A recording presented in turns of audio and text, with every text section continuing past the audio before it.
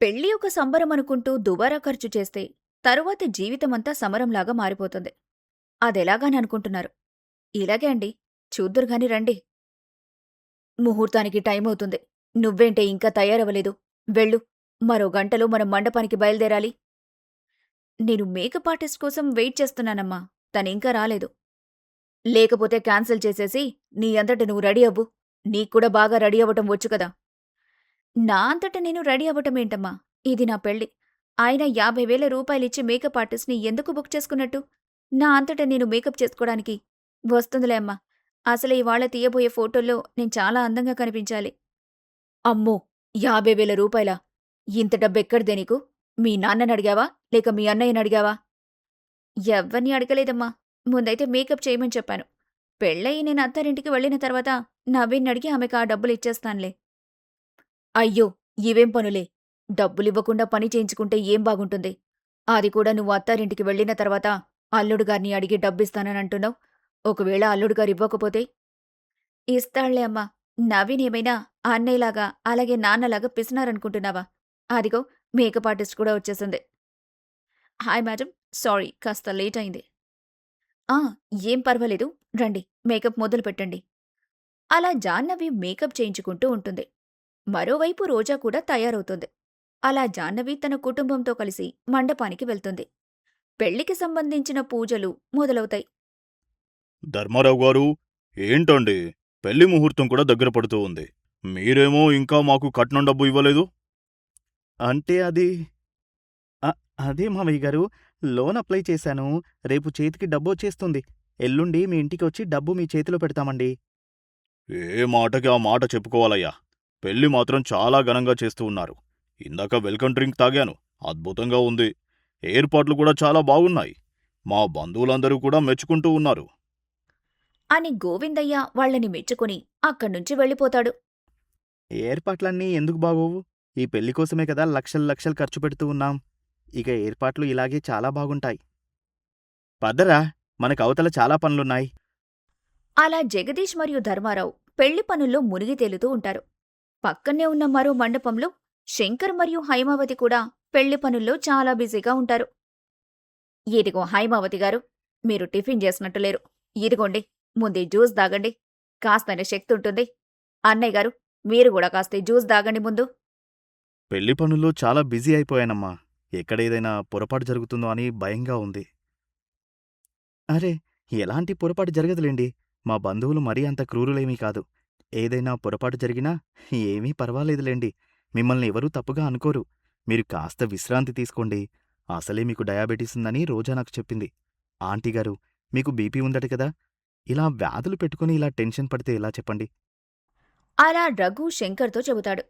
ఇరువైపులా పెళ్లి హడావిడి బాగా జరుగుతూ ఉంటుంది. పెళ్లి కూతురు అలాగే పెళ్లి కొడుకు పీటలపై కూర్చుంటారు. జాహ్నవి ఎంతో అందంగా ఉంటుంది. అలా శుభముహూర్తాన నవీన్ జాహ్నవి మెడలో తాళి కడతాడు. ధర్మారావు అలాగే వనజాక్షి సంతోషంతో కంట నీరు పెట్టుకుంటారు. ఇదిలా ఉండగా మరోవైపు రఘు కూడా రోజా మెడలో తాళి కడతాడు. శంకర్ అలాగే హైమావతి ఆనందానికి హద్దులుండవు. అలా ఇరువైపులా పెళ్లి ముగుస్తుంది. ఒక్కగానొక్క కూతురు లక్ష్మిగారు. ఇవి మీ చేతులు కావు, కాళ్లనుకోండి. నా కూతుర్ని బాగా చూసుకోండి. వేరే చెప్పాలో వనజాక్షి గారు. మీ అమ్మాయిని వాల్టి నుండి మేము మా అమ్మాయిలో చూసుకుంటాం. మీరస్సలు కంగారు పడకండి. బావుగారు, మా ఇంటి అమ్మాయిని మీ ఇంటికి పంపుతూ ఉన్నాం. ఇవాల్టి నుండి నా కూతురు బాధ్యత మీదే. నువ్వేమీ కంగారు పడకయ్యా. మాక్కూడా కూతుళ్ళు లేరు కాబట్టి ఈ అమ్మాయిని మేము మా సొంత కూతురులా చూసుకుంటాను. అదంతా సరే కాని, రేపు మీరు కట్నం డబ్బులిచ్చేస్తారు కదా? హా, తప్పకుండా ఇచ్చేస్తాను. ఇదిగో జగదీష్, ఒకసారి ఆ బ్యాంకుకి వెళ్ళి విచారించు. డబ్బు ఎప్పుడు వస్తుందో కనుక్కో. అలా ధర్మారావు జగదీష్తో చెబుతాడు. మరోవైపు శంకర్ కూడా రఘుతో ఇలా అంటాడు. చూడు రఘు, ఇన్నేళ్ళు నా కూతురిని నేను చాలా జాగ్రత్తగా చూసుకున్నాను. ఇవాల్టి నుండి ఆ బాధ్యత నీదే బాబూ. సూరమ్మగారు, నా కూతుర్ని జాగ్రత్తగా చూసుకుంటారని అనుకుంటున్నాను. అయ్యో, తప్పకుండా చూసుకుంటామొదినా. మీరేమీ కంగారు పడకండి అంకుల్ గారు. Sorry sorry.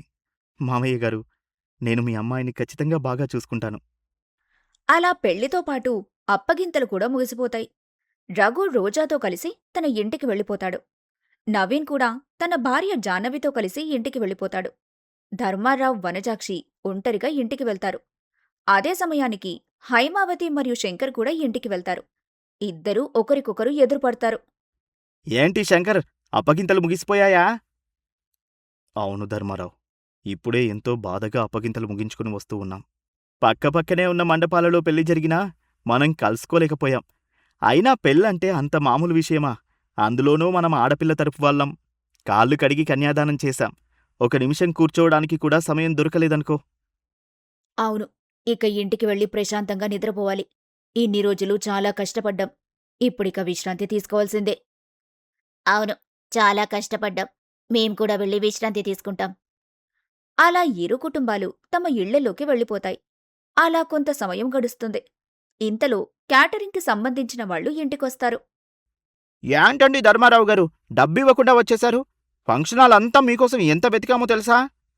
అయ్యో, తప్పుగా అనుకోకండి బాబూ, అలసిపోయి వచ్చేశామంతే. ఇదిగోండి మీకివ్వాల్సిన డబ్బు. అరే, ఇదేంటి? మనం మాట్లాడుకున్నది ₹1,00,000 కదా, మీరేమో కేవలం 50,000 రూపాయలు మాత్రమే ఇస్తున్నారు. అందులోనూ మేము చాలా వెరైటీస్ పెట్టామండి. మీరిలా చేస్తే ఎలా? అయ్యో, తప్పుగా అనుకోకండి. మా బ్యాంకులో ఏదో ప్రాబ్లం వచ్చింది. అకౌంట్ నుండి డబ్బులు డ్రా చేయలేకపోతున్నాం అంతే. ప్రస్తుతం ఈ డబ్బులు తీసుకోండి. మరో 10 రోజుల్లో మీకు మిగిలిన డబ్బులు కూడా ఇచ్చేస్తాం. అలాగే సార్, మరో 10 రోజుల్లో మళ్ళీ వస్తాను అని చెప్పి ఆ క్యాటరింగ్ వ్యక్తి అక్కడ్నుంచి వెళ్ళిపోతాడు. ఏంటండి, అతనికి 50,000 రూపాయలు మాత్రమే ఇచ్చారు? మరేం చేయమంటావు వనజాక్షి? ప్రస్తుతం నా వద్ద కేవలం అంతే ఉంది. పెళ్లికి చాలా ఖర్చయింది. ₹10 ఖర్చవుతాయని అనుకున్న చోట ₹100 ఖర్చయ్యాయి. ₹100 ఖర్చవుతాయని అనుకున్న చోట ₹1,000 అయ్యాయి. నా అంచనా పూర్తిగా తప్పయింది. దాచిన డబ్బు ఏమాత్రం సరిపోలేదు. మళ్ళీ ఎవరినైనా అప్పడగాలి. మళ్ళీ అప్పు చేయాలా? మొన్ననే కదండి మొత్తం కలిపి 30 లక్షల దాకా అప్పు చేశాం. ఈ 30 లక్షల డబ్బు పెళ్లికి సరిపోలేదా? ఎక్కడ సరిపోతుంది చెప్పు? మనం చేసిన అప్పులో వారి కట్నానికి సగం డబ్బులు వెళ్ళిపోతాయి. మరి మిగిలిన సగం డబ్బు ఎక్కడికి సరిపోతుంది? ఏ మూలకి సరిపోతుంది? మెహందీ అలాగే సంగీత్ ఫంక్షన్లకే దాదాపు 5 లక్షల దాకా ఖర్చయింది. ఇక ఫోటోషూట్ గురించి ఏం చెప్పమంటావ్? అన్నట్టు ఆ ఫోటోల వాడికి 2 లక్షల రూపాయలిచ్చాను. మరో 1,00,000 ఇవ్వాల్సి ఉంటుంది. వాడు ఎప్పుడు ఫోన్ చేస్తాడో ఏమో.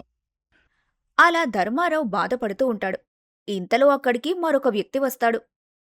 యాంటి ధర్మారావు గారు, డెకరేషన్ కోసం మీరు కేవలం అడ్వాన్స్ డబ్బులు మాత్రమే ఇచ్చారు. మరి అసలు అమౌంట్ ఎప్పుడు ఇస్తారండి? ఇచ్చేస్తాను బాబు. మా బ్యాంక్ అకౌంట్కి కాస్త ఏదో ప్రాబ్లం అయ్యింది. అందుకే డబ్బులు డ్రా చేయలేకపోతున్నాం. ఒక్కసారి మా బ్యాంకు ప్రాబ్లం కాస్త క్లియర్ అయితే మీ డబ్బులు మీకు ఇచ్చేస్తాను. అలా ధర్మారావు ఆ వ్యక్తికి సర్ది చెప్పి పంపుతాడు. వనజాక్షి మరియు ధర్మారావు డబ్బు గురించి ఆలోచిస్తూ కంగారు పడుతూ ఉంటారు. మరోవైపు శంకర్ మరియు హైమావతి ఇలా మాట్లాడుకుంటూ ఉంటారు. ఏంటండి, ఏదో బాధగా ఉన్నట్టున్నారు? ఉన్న ఒక్కగానొక్క కూతురు ఇంటి నుండి వెళ్ళిపోయింది కదా, మరి ఎందుకు బాధుండదు చెప్పు? అయినా నాకు రఘు మీద చాలా నమ్మకం కుదిరింది. అతను చాలా మంచివాడు. మన రోజాని తప్పకుండా బాగా చూసుకుంటాడు. ఇక నాకు ఎలాంటి టెన్షన్స్ లేవు. మిగిలిన జీవితాన్ని హాయిగా గడిపేస్తాను. అన్నట్టు చెప్పడం మర్చిపోయాను. మన అమ్మాయికి ఒక మంచి సంబంధం కుదిరి పెళ్లి జరగాలని మొదట్లో మనం ఆ వెంకటేశ్వర స్వామికి మొక్కుకున్నాం కదా. ఆ వెంకటేశ్వర స్వామి మనకిలాంటి మంచి సంబంధాన్ని పంపినట్టున్నాడు కదండీ. ఇది మాత్రం నిజం. ఆయన దయ లేకపోతే ఈ మాత్రం చేయగలిగేవాళ్ళమా? అంతా ఆ ఏడుకొండలవాడి దయ. దయాని అనుకొని ఊరుకుంటే సరిపోతుందా? చేయాల్సిన పని చేయాలి. తీర్చాల్సిన మొక్కు తీర్చాలి. ఆ అమ్మాయి పెళ్లైన వెంటనే వెంకటేశ్వర స్వామి భక్తులకు అన్నదానం చేస్తానని మొక్కుకున్నాను. ఈ మొక్కు ఎప్పుడు తీరుద్దామండి? 1వ తేదీ రానివ్వు. ఆ రోజు పెన్షన్ వస్తుంది. వచ్చిన వెంటనే మొక్కు తీర్చేద్దాం. అలా శంకర్ మరియు హైమావతి మొక్కు గురించి మాట్లాడుకుంటూ ఉంటారు. అలా ఆ రోజు కాస్త గడిచిపోతుంది. మరుసటి రోజు జగదీష్ బ్యాంకుకి వెళ్లి డబ్బు తీసుకుని వస్తాడు. నాన్నా, లోన్ డబ్బులొచ్చాయి. ఇప్పుడిక మనం ఈ డబ్బుని గోవిందయ్య గారికి ఇచ్చొద్దాం. లోన్ డబ్బులొచ్చాయా? సరే పదండి, ఇప్పుడే వెళ్లి వాళ్ళకి డబ్బులు కట్టొద్దాం. మొదట ఇందులో కొంత డబ్బుని కాస్త పక్కన పెట్టండి. చిన్న చిన్న ఖర్చులున్నాయి కదా, వాటికోసం ఆ డబ్బులు పనికొస్తాయి. చిన్న చిన్న ఖర్చులా? ఏంటవి? అదేరా, డెకరేషన్ వాళ్ళకి, క్యాటరింగ్ వాళ్ళకి, అలాగే మరికొంతమందికి కేవలం సగం డబ్బులు మాత్రమే ఇచ్చాం. మిగతా సగం డబ్బులు ఇవ్వాలి కదా. ఏం మాట్లాడుతూ ఉన్నావమ్మా నువ్వసలు? ఈ డబ్బు మొత్తాన్ని మనం గోవిందయ్య గారికి ఇవ్వాల్సుంటుంది. ఇవి కట్నం కోసం తీసుకున్న లోన్. అవును వనజ, ఈ డబ్బు మొత్తాన్ని మనం గోవిందయ్య గారికి ఇవ్వాలి. ఓహో! ఇవి కట్నం డబ్బులా? మరి ఆ మిగిలిన ఖర్చులకు డబ్బులెక్కడి నుండి వస్తాయండి? చెప్పానుగా, మళ్ళీ అప్పు చేయాలి అని. అలా వాళ్ళు మాట్లాడుకుంటూ ఉంటారు. ఇంతలో అక్కడికి ప్రియా వస్తుంది. ఎవరమ్మా నువ్వు? నీకేం కావాలి? నేను మేకప్ ఆర్టిస్ట్ ఆంటీగారు. ఆ రోజు పెళ్ళికొచ్చి మీ అమ్మాయిని అలంకరించాను కదా. ఓ, నువ్వా? ఏంటిలా వచ్చావు? మీ అమ్మాయి నాకింక పేమెంట్ ఇవ్వలేదాంటీ. అందుకే వచ్చాను. నా పేమెంట్ ఇస్తే నేను వెళ్ళిపోతాను. అవునా? ఓ 2 రోజులు ఆగిరా అమ్మా. జాహ్నవి ఇప్పుడు అత్తగారింట్లో ఉంది.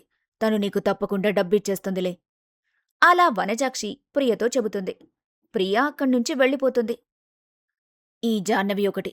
వద్దు వద్దు అన్నా వినకుండా ఈ మేకప్ ఆర్టిస్ట్ని బుక్ చేసుకుంది. ఆయన 50,000 రూపాయలకు ఎవరైనా మేకప్ వేసుకుంటారా? సరే పదండి, ఇప్పుడే మనం గోవిందయ్య గారి ఇంటికి వెళ్దాం. అలా వనజాక్షి, ధర్మారావు మరియు జగదీష్ డబ్బు తీసుకుని గోవిందయ్య గారి ఇంటికి వెళ్తారు. రండి రండి, రండి బావుగారు, కూర్చోండి. ఏంటి, మీ అమ్మాయి అప్పుడే గుర్తుకొచ్చిందా? కన్న కూతురు గుర్తుకు రాకుండా ఉంటుందా అన్నయ్యగారు? బావగారు, ఇదిగోండి మీరు అడిగిన కట్నం డబ్బు. హహహ, ఇంత త్వరగా ఇవ్వాల్సిన పనేమొచ్చింది ధర్మారావు గారు? మరో నెల ఆలస్యంగా ఇచ్చి ఉంటే నేనేమైనా అంటానా? చాలా చాలా ధన్యవాదాలు. లక్ష్మీదేవి ఇంటికొచ్చేసింది. ఈ డబ్బిటివ్వండి. వెంటనే వెళ్ళి పూజ గదిలో పెడతాను. అలా లక్ష్మి ధర్మారావిచ్చిన కట్నం డబ్బుని తీసుకుని వెళ్లి దేవుని గదిలో పెడుతుంది. ఇంతలో అక్కడికి జాహ్నవి వస్తుంది. అమ్మా, ఎలా ఉన్నావ్? టిఫిన్ చేశావా? చేశాన్లేవే. ఇదిగో కాస్త పక్కకిరా. నీతోక విషయం మాట్లాడాలి. అలా వనజాక్షి పిలవటంతో జాహ్నవి పక్కకొస్తుంది. ఏంటమ్మా, ఏం చెప్పాలి? ఏం చెప్పడమేంటే? ఉదయం ప్రియా వచ్చింది. ప్రియానా? ప్రియా ఎవరు? ప్రియా ఎవరంటావేంటే? పెళ్లికి మేకప్ వేయించుకున్నావు కదా, ఆ అమ్మాయి. ఇవాళ ఉదయం ఇంటికొచ్చి డబ్బులివ్వమని అడిగింది. మరిచ్చావా? ఎక్కడ్నుండి తెచ్చివ్వమంటావే? ఇప్పటికే మాకు చాలా ఖర్చులయ్యాయి. నువ్వు అల్లుడుగారినడిగి డబ్బులిస్తానని చెప్పావుగా. ఆ మేకప్ ఆర్టిస్టుతో నువ్వే మాట్లాడుకో. ఆ డబ్బేదో ఇచ్చెయ్. హా, ఎక్కడికి పోతాను? ఇస్తాన్లే. మీరేం కంగారు పడకండి. ఇంతకీ నాకోసమేం తీసుకొని రాలేదా? ఏం తీసుకొని రావాలి? నీకోసం కట్నం డబ్బులు తీసుకొనొచ్చాం. ఇంతకంటే ఏం తీసుకొని రాగలం? సరే పద, అందరూ మనకోసం ఎదురు చూస్తూ ఉంటారు. అలా వనజాక్షి జాహ్నవితో చెబుతుంది. మరోవైపు శంకర్ మరియు హైమావతి సూరమ్మ ఇంటికి వెళ్తారు. రండి రండి, కూర్చోండి. బాగున్నారా? ఎలా ఉన్నారు సూరమ్మగారు? ఇంతకీ మా కూతురెలా ఉంది? ఎలా ఉందో మీరే చూడండి. వంటగదిలో వంట చేస్తుంది. ఏంటి, నా కూతురు వంట కూడా చేస్తుందా? మరేమనుకున్నావమ్మా? ఇప్పుడే పూరి ఇంకా ఆలు కుర్మ చేశాను. ఎలా ఉందో రుచి చూసి చెప్పు. ఇదిగో నాన్నా, నువ్వు కూడా ఎలా ఉందో చెప్పు. చూసారా, మనింట్లో ఉన్నప్పుడు ఒక్కరోజు కూడా వంటగదిలోకొచ్చి వంట చేయలేదు. ఈరోజు తనింట్లో ఎంత బాగా వంట చేసుకుంటుందో. పెళ్ళవగానే ప్రతి అమ్మాయి ఒక ఇల్లాలవుతుంది అనడానికి ఇదే నిదర్శనం. రోజా, నువ్వు లేక ఇంటికి సునామీ వచ్చినట్టుంది. ఇల్లంతా బోసిపోయింది. అసలు ఒక్క నిమిషం కూడా ఆ ఇంట్లో ఉండలేకపోతున్నాం తెలుసా? హహ, అవునా? మరైతే మీరిద్దరూ కూడా ఇక్కడికే వచ్చేయండి మావయ్యగారు. ఇక్కడే ఉండండి. మనమంతా కలిసి ఒకే ఇంట్లో ఉందాం. చుట్టంచూపుగా వచ్చి ఒక 4 రోజులు ఉండి వెళ్ళొచ్చుగాని ఎప్పుడూ ఇక్కడే ఉండడం అంటే ఎలా బాబూ? కూతురుని ఇచ్చిన ఇంట్లో ఎక్కువ సమయం ఉండకూడదని పెద్దలు చెబుతూ ఉంటారు కదా. ఆ పెద్దల మాటలు పట్టించుకోకండి. మీ పిల్లల మాటలు వినండి. మనమంతా ఒకే ఇంట్లో ఉందాం. ఇంత మంచి అల్లుడు దొరికినందుకు నాకు చాలా సంతోషంగా ఉంది. నాకు కూడా మీతో కలిసే ఉండాలని ఉంది. కాని అందుకు మరికాస్త సమయం ఉందిలేండి. మాకు వయసై ఏ పనీ చేసుకోలేని సమయంలో మేం మీ వద్దే ఉంటాం. ఇంతకు మేం వచ్చిన విషయం చెప్పలేదు కదా. ఈ శనివారం ఇంట్లో అన్నదాన కార్యక్రమాన్ని నిర్వహిస్తూ ఉన్నాం. అలాగే వెంకటేశ్వర స్వామికి పూజ కూడా పెట్టుకున్నాం. మీరు కూడా పూజకి వస్తే బాగుంటుంది. మిమ్మల్ని ఆహ్వానించాలని ఇలా వచ్చాం.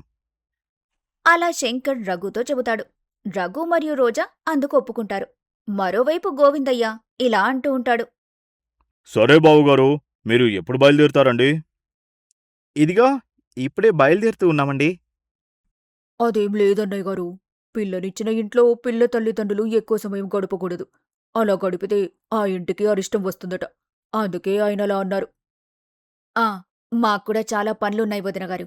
ఇక మేం బయలుదేరతామండి. అంటూ వనజాక్షి, ధర్మారావు అలాగే జగదీష్ ఆ ఇంటి నుండి బయటికొచ్చేస్తారు. జగదీష్ వెంటనే తన తండ్రితో ఇలా అంటాడు. చూసావా నాన్నా, వాళ్ళు ఎలా మాట్లాడుతున్నారు? మనం డబ్బు తీసుకుని వారి ఇంటికి వెళ్ళగానే ఇంటికి లక్ష్మీదేవి వచ్చిందని తెగ సంబరపడిపోయారు. మనం తీసుకుని వచ్చిన డబ్బుని దేవుని గదిలో పెట్టి పూజలు చేశారు. కనీసం వారు మనకు ఒక గ్లాసు మంచినీళ్ళు కూడా ఇవ్వలేదు. ఒక అరగంట కూడా సమయాన్ని గడపనివ్వలేదు. వెంటనే మీరు మీ ఇంటికి వెళ్ళండని చెప్పకనే చెప్పారు. మనం ఎంతో కష్టపడి వారి చేతిలో డబ్బు పెట్టాం. కాని వారు మన చేతిలో ఒక గ్లాసు మంచినీళ్లు కూడా పెట్టలేకపోయారు. ఇలాంటి వారి కోసమా మనం అప్పు చేసింది? కనీసం జాను కూడా మనతో సరిగ్గా మాట్లాడలేదు. అప్పుడే అది మన ఇంటి అమ్మాయి నుండి పెద్దింటి కోడలుగా మారిపోయింది. అదేం లేదులేరా. లేదండి, నాకెందుకో జగదీష్ చెబుతుంది నిజమే అనిపిస్తుంది. వియ్యంకులు మనకి టిఫిన్లు అందించకపోయినా పర్వాలేదు, కనీసం ఒక గ్లాస్ నీళ్లైనా ఇచ్చి ఉండొచ్చు కదా. అయినా సరే, ఏమీ అనలేని పరిస్థితి మనది. మన అమ్మాయి హాయిగా ఉండాలనే కదా ఇదంతా చేశాం. చూస్తుంటే అది హాయిగానే ఉన్నట్టుంది. ఇంతకంటే మనకు ఇంకేం కావాలే.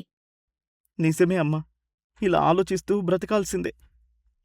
అలా పాపం ఆ ముగ్గురూ బాధపడుతూ ఇంటికొస్తారు. అలా కొన్ని రోజులు గడుస్తాయి. వెంటనే వనజాక్షి ఇలా అంటుంది. ఇంట్లో సరుకులన్నీ నిండుకున్నాయండి. మొన్న ఇంటి నిండా బంధువులే ఉన్నారు కదా. వాళ్లకు టీ, కాఫీలు, జ్యూసులు, టిఫిన్లు అంటూ ఇంట్లో ఉన్న సరుకులన్నీ ముగించేశాను. గ్లాసు బియ్యం కూడా లేదు. వంట చెయ్యాలంటే సరుకులు కావాల్సిందే. సరే అమ్మా, నాకు బయట ఒక ముఖ్యమైన పనుంది. నేను బయటకు వెళ్తాను. నాకు ఆకలిగా కూడా లేదు. అంటూ జగదీష్ అక్కడ్నుంచి వెళ్ళిపోతాడు. ధర్మారావు ఇలా అంటాడు. ఇదిగో, ఇప్పుడే అకౌంట్లో శాలరీ పడింది. మెసేజ్ కూడా వచ్చింది. నువ్వెళ్ళి తయారైరా. ఇప్పుడే మనం సూపర్ మార్కెట్కి వెళ్దాం. సరే అండి, ఇప్పుడే తయారై వస్తాను. అంటూ వనజాక్షి తన గదిలోకి వెళ్తుంది. ఇంతలో ధర్మారావు దగ్గరికి ఒక వ్యక్తి వస్తాడు. అతని పేరు రంగయ్య. ఏంటి ధర్మారావు, ఇవాళ 1వ తేదీ మర్చిపోయావా? నా వద్ద తీసుకున్న అప్పుకి ఇవాల్టి నుండి నువ్వు వడ్డీ కట్టాలి కదా. నా 20,000 రూపాయలు నాకిస్తే ఇక్కడి నుండి వెళ్ళిపోతాను. అసలు ఇవాళంతా నేను చాలా కలెక్షన్లు చేయాలి. ఊరిలో చాలా మందికి అప్పులిచ్చాను కదా. నాకు గుర్తుంది రంగయ్య గారు. ఇదిగోండి మీకు ఇవ్వాల్సిన డబ్బు. అంటూ ధర్మారావు రంగయ్యకి 20,000 రూపాయలిస్తాడు. రంగయ్య అలా వెళ్లిన వెంటనే డెకరేషన్ వ్యక్తి వస్తాడు. సార్, 10 రోజులు అయిపోయింది. ఇప్పటికైనా మీరు డబ్బులు ఇస్తారా? ఇంకా మీరు నాకు 50,000 రూపాయలు ఇవ్వాలి. ప్రస్తుతం అంత డబ్బు నా వద్ద లేదయ్యా. ఇదిగో ఈ 10,000 తీసుకో. మిగిలింది మరో 10 రోజుల్లో ఇస్తాను. అలా ధర్మారావు ఆ డెకరేషన్ వ్యక్తికి 10,000 రూపాయలిస్తాడు. ఇంతలో వనజాక్షి తయారై బయటికొస్తుంది. నేను తయారైపోయానండి. ఇక పదండి, వెళ్దాం. ఎక్కడికి వెళ్ళేది? పెన్షన్ డబ్బులన్నీ పూర్తయిపోయాయి. ఇక నా వద్ద ఒక్క రూపాయి కూడా లేదు. ఇప్పుడే ఆ రంగయ్య వచ్చి వడ్డీ డబ్బులు తీసుకుని వెళ్ళాడు. ఇక ఆ డెకరేషన్ వాడేమో మిగిలిన డబ్బులు పట్టుకుపోయాడు. ఇక మరి సరుకులు, ఆహారం. అసలే మీకు డయాబెటిస్ ఉంది. టైంకి ఆహారం తిని టాబ్లెట్ వేసుకోకపోతే ఎలా అండి? అలా వనజాక్షి ధర్మారావుతో అంటూ ఉంటుంది. పాపం ఆహారం లేక ధర్మారావు, వనజాక్షి ఏం చేయబోతున్నారు? ఈ కష్టం ఎవరికీ రాకూడదని అనిపిస్తుంది కదా. తరువాత ఏం జరగబోతుందనేది తెలుసుకోవాలనిపిస్తుంది కదా. మరి నెక్స్ట్ పార్ట్ వరకు వెయిట్ చేయండి.